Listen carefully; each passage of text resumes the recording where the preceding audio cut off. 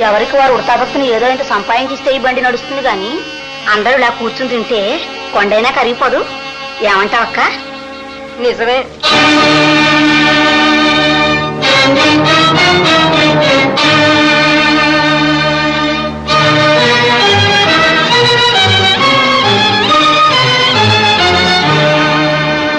ఏమిటి ఇది?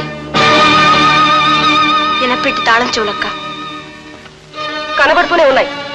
ఎక్కడెందుకు పెట్టావని అడుగుతున్నా. ఇక నా దగ్గర ఉండటం మంచిది కాదని. కాని కాలం లేని వాళ్ళం. ఏమన్నా జరగచ్చు. బుద్ధి ఏగడ్డన్నా తినొచ్చు. ఏమంటావక్క? నీకో దండం తల్లి, నన్నెందుకు దింపుతావు ఈ రొంపులోకి? అయితే ఇన్నాళ్ళు ఏమాత్రం గడ్డితున్నదే నీ బుద్ధి? చెప్పు.